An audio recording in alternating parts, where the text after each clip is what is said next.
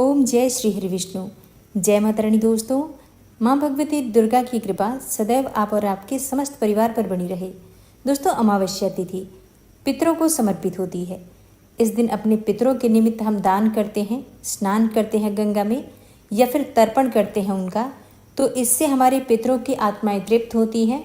और जब पितर प्रसन्न हो जाते हैं, पितर तृप्त हो जाते हैं, तो हमारे जीवन में आ रही समस्त परेशानियों से हमें मुक्ति मिल जाती है। क्योंकि शास्त्रों में ऐसा कहा गया है कि पितरों की आत्माएं जब तृप्त हो जाती हैं, जब पूर्वज तृप्त होते हैं, तो वो अपने परिवार के लोगों को खुशहाली का आशीर्वाद देते हैं, सुख समृद्धि का आशीर्वाद देते हैं, वंश वृद्धि का आशीर्वाद देते हैं। पितरों के आशीर्वाद से नौकरी में आ रही तरक्की या फिर धन पाने में आ रही परेशानियों से मुक्ति मिल जाती है।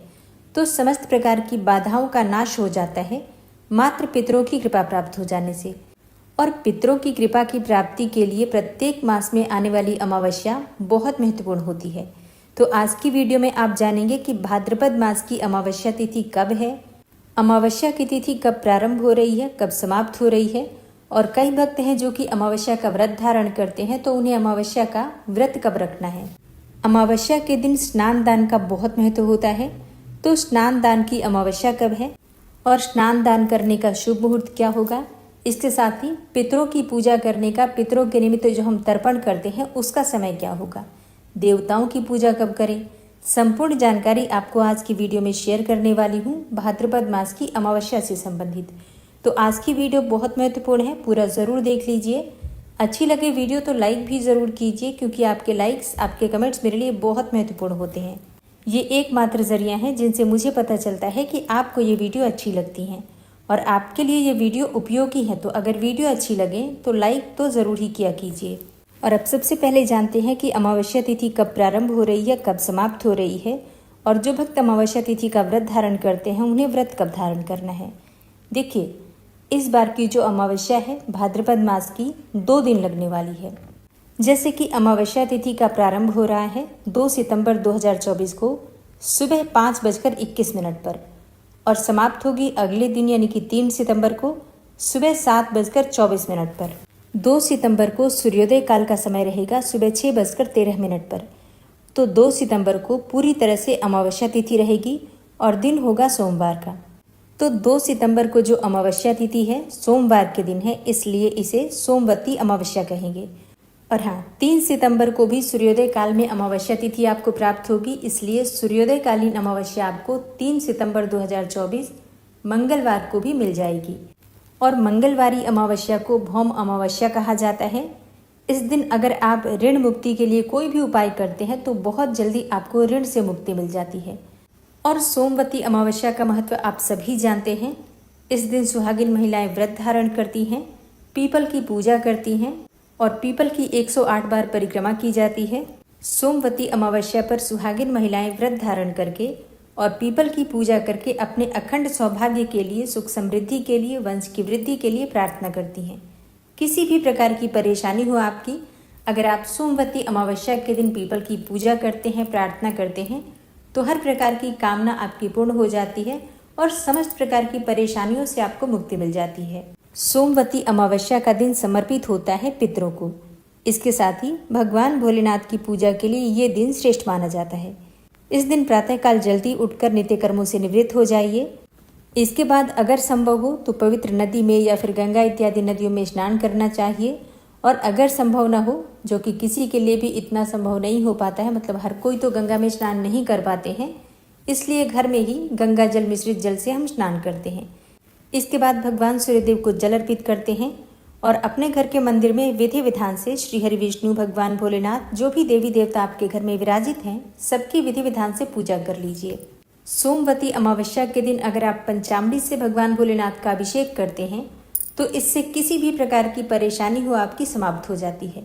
अगर पितृदोष की वजह से आपके जीवन में बहुत अधिक परेशानियां आती हैं, किसी भी कार्य में आपको सफलता नहीं प्राप्त होती है, नौकरी में, व्यापार में बाधाएं आ रही हैं, परिवार में किसी भी प्रकार का मांगलिक कार्य नहीं हो पा रहा है, जैसे कि संतान की प्राप्ति में बाधा है या फिर विवाह इत्यादि कार्य संपन्न नहीं हो पा रहे हैं, या किसी के किए कराए का तंत्र मंत्र का प्रभाव आपके घर पर है, तो आपको एक कार्य करना है सोमवती अमावस्या के दिन।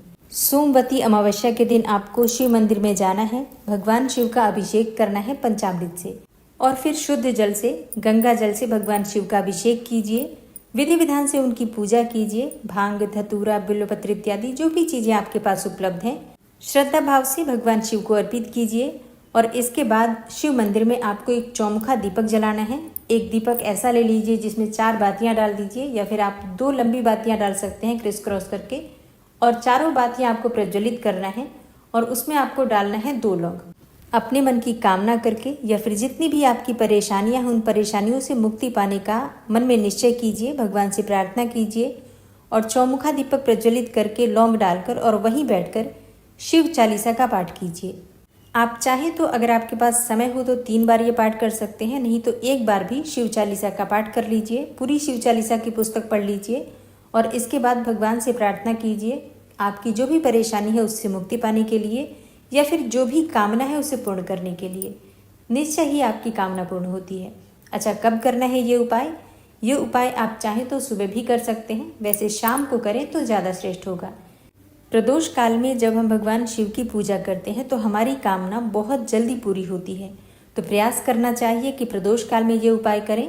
अगर आपके पास शाम को समय ना हो तो सुबह भी कर सकते हैं, कोई परेशानी नहीं है।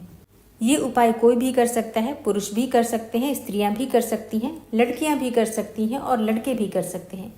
मतलब कई बार परेशानी होती है कि महिलाओं के पास समय नहीं हो पाता है मंदिर जाने का, तो वो चाहे तो अपनी जगह पर किसी और से भी ये उपाय करवा सकती हैं। अपने पति, अपने बच्चों से भी ये उपाय आप करवा सकते हैं। इससे कार्यों में आने वाली बाधाएं समाप्त होती हैं और बिगड़े हुए सभी कार्य पूरे होने लग जाते हैं। ये उपाय अगर आप हर अमावस्या पर करते हैं तो विश्वास कीजिए मात्र 11 अमावस्या में आपके जीवन में बहुत अधिक परिवर्तन आएगा, इसमें कोई संशय नहीं है। 2 सितंबर को पूरे दिन रात्रि अमावस्या तिथि है, इसलिए 2 सितंबर 2024 को सोमवती अमावस्या मनाई जाएगी और इसी दिन भाद्रपद मास की अमावस्या होगी। ठीक है, तो जो भक्त अमावस्या का व्रत धारण करते हैं 2 सितंबर 2024 सोमवार को अमावस्या का व्रत धारण करेंगे और सोमवती अमावस्या है इस दिन, तो सुहागिन महिलाएं विशेष रूप से पीपल की पूजा जरूर करें।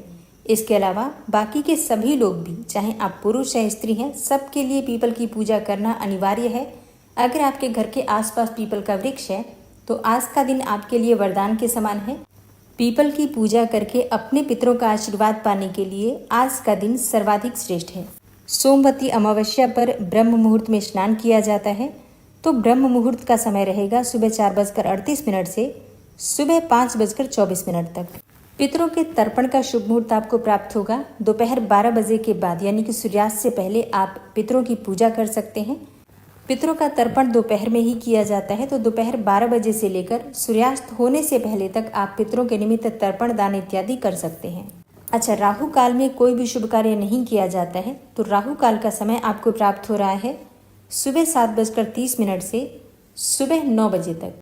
इस समय में कोई भी शुभ कार्य प्रारंभ नहीं करना चाहिए, लेकिन अगर आप पहले से पूजा कर रहे हैं या फिर पहले से ही दान की तैयारी कर रहे हैं तो दान कर सकते हैं, पूजा कर सकते हैं, कोई दिक्कत नहीं है। हाँ, इस समय में कोई विशेष पूजा प्रारंभ नहीं करनी चाहिए। और 2 सितंबर को अभिजीत मुहूर्त का समय आपको प्राप्त हो रहा है 12 बजे से, मतलब दोपहर में 12 बजे से 12:51 तक। ठीक है, तो इस समय में आप कोई भी शुभ कार्य करें तो उसका फल आपको कई गुना होकर प्राप्त होता है।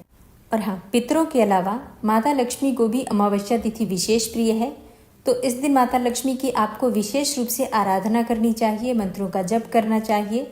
शाम के समय जैसे कि संध्या काल में माता लक्ष्मी के सामने शुद्ध घी का दीपक जलाकर और विधि विधान से उनकी पूजा करके अगर आप मंत्र जप करते हैं या फिर आप कोई भी स्तोत्र का पाठ करते हैं तो इससे माता लक्ष्मी की विशेष कृपा आपको प्राप्त हो जाती है और कभी भी आपके जीवन में धन का अभाव नहीं रहता।